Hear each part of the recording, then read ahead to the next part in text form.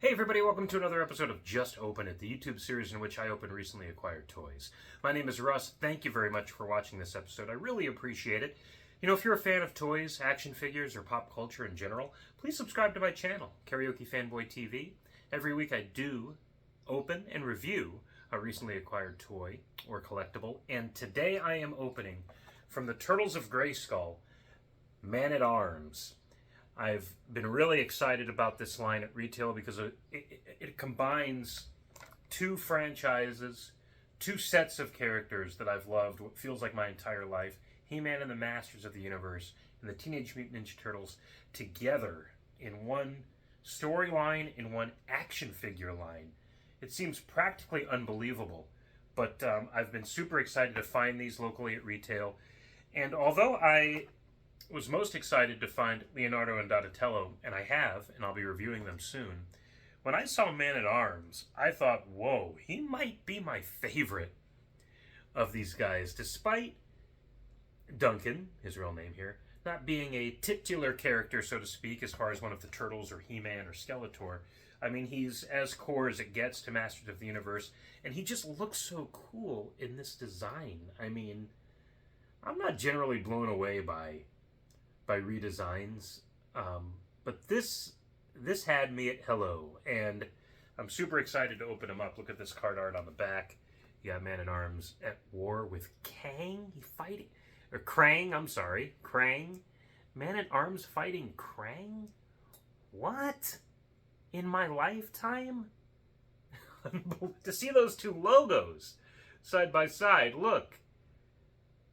Whether or not you care for these figures or their availability in your market, this is just an incredible thing to have happened to toys. Frankly, I thought this would be kind of a renaissance in the action figure industry altogether, to take these two powerhouse franchises and mash them up. And yet I'm surprised that when I do find these now at retail, there are some characters in abundance. The Mouse Jaw character is packed at my Target, like from the front of the peg all the way to the back, you know, like 5 or 6 at every store I go to. They're not flying off the shelves. And I don't know if that's the fate for the rest of this first wave, but I certainly hope not. I'd love to see these move. I'd love to see future waves come to my local Targets and Walmarts, and I'd like to see these characters continue. So, in this incarnation, I should say. So I'm just going to rip this guy open. With He-Man missing, Man-at-Arms knows all of Eternia is vulnerable to Skeletor's nefarious schemes. Fortunately, he meets 4 heroic brothers, the Teenage Mutant Ninja Turtles. Together, they can save the universe. That's very cool. And it says, remove shell armor to use as shield. So, some instruction a la vintage Masters of the Universe, of course. It would have been cool, and this is what I've mentioned in past openings of figures from Turtles of Grayskull. Any integration of the Playmates packaging, to have a little collector's card here, like the Playmates figures had. Oop, something fell out. It would have been a crazy mashup in the packaging as well. I mean, we're seeing it in the character designs and in the story, but to do so all the way into the packaging, because this is Masters stock. We're familiar with this format. But to have like a pizza point here and a collector's card that you can clip and save, that'd be pretty cool. Especially considering these are different versions of these characters now, and their backstories might be a little different. So you can see the card art here. It takes that classic kind of meteoric burst and of Masters of the Universe and adds that green tint to it, so we know that there's ooze involved. Here is the mini comic, which I believe is the same, as all the other comics that are coming with this first wave. Freddie Williams III on Art Shores here, looking good. Maybe one of the best mini comics to come with a Masters of the Universe figure in the 21st century. Here we go. I haven't smelled the figure in a while. This is the blueprint, I presume. Yeah, the different parts of the figure are removable, and you could reassemble them to create a custom character if you want with other figures. Not so much into that, but man, this guy is beefy. I mean, talk about a presence. The Of course, he's strapped in. Okay. I mean, he is just... With that shield on the back, that turtle shield like that, he is ready for action. I mean, this is a bulky figure. I can just feel the weight of him, the presence. It's super cool. Okay, so what do we have here? We have Man-at-Arms kind of signature club. Awesome. And I love the oversized club. You know, the original club was kind of more of a mallet, but this is full on, and I'm just now noticing a turtle design here at the top. So when I talk about the inclusion of Playmates and their design elements, that's the kind of stuff I really like. And this is a gauntlet piece, I presume, for his arm. So, or maybe his other leg. Why wouldn't that just be on him then, I wonder? The classic strap Masters in the Universe had, especially in their first few waves. So that's pretty neat, if you can see that. I think that's a leg piece. So I'm just going to put that on his leg to see if I'm right. Maybe not. If you're watching this, you're like, well, what are you doing, dude? It goes on the arm. Does it?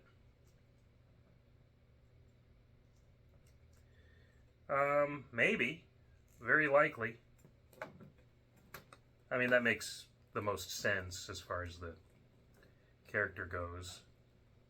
And as far as playability goes, you got to remember that, I mean, there are kids that should really be into this too, because of the way it mashes up He-Man and the Turtles. He-Man is not unpopular with kids. When I teach drawing classes and stuff, when I talk to kids about comics, He-Man still comes up in conversation.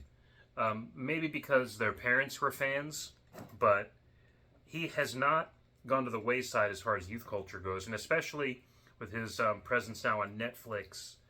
You know, love it or hate it, it's still something that kids see when they're flipping through new anime shows, and I don't understand this piece at all. Is that how it's supposed to be? On his arm like that? I mean, I guess it looks okay, but I wish I could find, I guess, maybe, let me see if the blueprint offers any assistance in this regard. It does have it on his arm. It has it under the shoulder shell. So I have it on the wrong arm, but that's okay. Man-at-Arms was always kind of an asymmetrical character in the first place. He'd have like a cuff here, and then a shoulder thing here, and then a knee pad kind of a thing. So I'm going to run with that for now. And let me get the mallet in hand. Cool. And the mallet is like good enough on its own. That can be a two-hander, it looks like. He can hold it like a bow staff, which is what I presume the Donatello will do. I mean, just look at him. That looks like if you took the Ninja Turtle element out of it, that would still be applicable to the Master's vibe and aesthetic. Shield came right off, and you could see how it attaches. I'm curious to see how easily it goes back on. It looks like pretty easily. Yeah, it's just a snap-in, pegs and holes kind of situation. But when he holds it, he is really ready for war here. He's really ready to fight. This is a bulky, awesome design for a classic character. I mean, Man-at-Arms 1982 is, what, 40 years old as a concept? And the fact that there are still new things to do with his very basic design is exciting. And I love this. He might be my favorite figure to date of this line. Now, I've yet to open any of the actual Turtles, so they may usurp the throne, but in the meantime, man, look at this guy. All the points of articulation are there. The paint is on point. His face is pretty sharp and expressive. The distinctive mustache of Duncan is there, even with this kind of samurai overlay. I like it. I like it a lot. I like it a lot. What do you guys think of this line? Is everybody digging it as much as I am? Are you finding it as, I don't want to say easily, because I've been to multiple Targets over the past several weeks, and I've finally found all of the first wave, at least the ones on the back of this packaging. I know there's some Walmart exclusives I still need to chase down. I think is Mossman out there yet? In the Phoenix market even? I don't know, but I do have the Turtles now.